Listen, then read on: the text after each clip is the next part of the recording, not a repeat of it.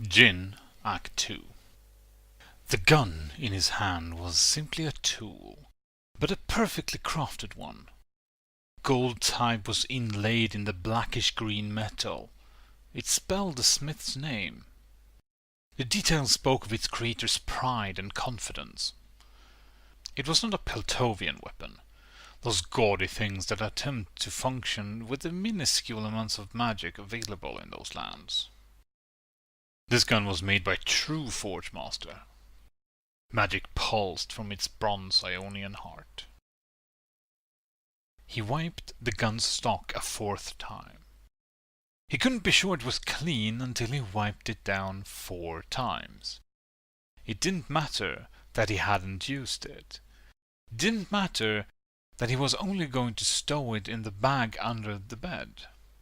He couldn't put it away until he was sure it was clean. And he couldn't be sure it was clean until he had wiped it down 4 times. It was getting clean though. 4 times makes it clean. It was clean, and it was wonderful. His new patrons had been generous, but did the finest painters not deserve the finest brushes? The scale and precision of the new device made his previous work with blades seem insignificant by comparison. Understanding firearm mechanics had taken him weeks of study, but evolving his chi techniques from blades had taken months. The gun held 4 shots. Each bullet had been infused with magical energy. Each bullet was as perfect as a Lassian monk's blade. Each bullet was the paint from which his art would flow. Each bullet was a masterpiece. It didn't just cut apart the body, it rearranged it. The rehearsal at the mill town had already shown the gun's potential, and his new employers had been pleased with the work's reception.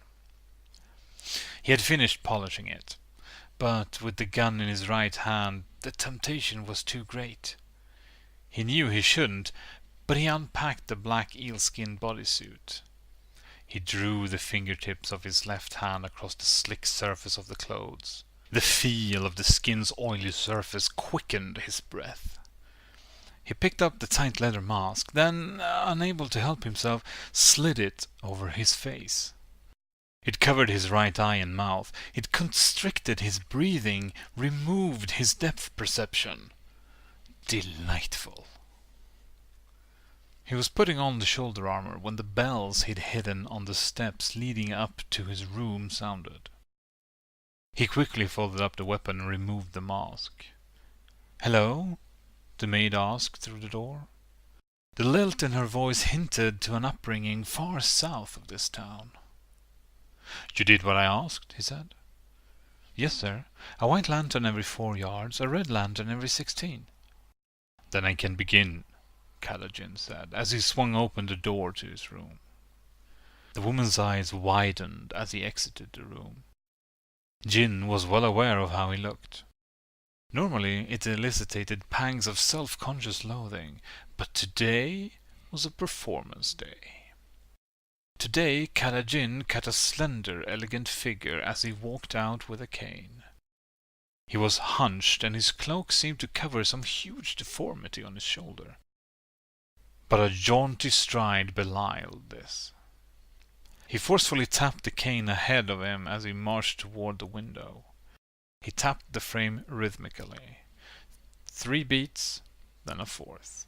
His gold sparkled, his cream cloak flowed, and his jewels glittered in the sun. What is that?" the maid asked, indicating Jin's shoulder. Jhin paused for a moment to study the woman's cherubic face. It was round and perfectly symmetrical, a dull and predictable design. Removed, it would make a terrible mask. "It's for the crescendo, my darling," Jhin said. From the inn's window he had a clear view of the rest of the town in the valley below.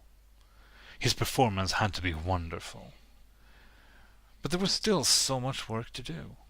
The councilman would be returning this evening, and so far all of Jin's plans for tonight seemed uninspired. "I brought some flowers for your room," the woman said, walking past him. He could have used someone else to place the lanterns, but he didn't.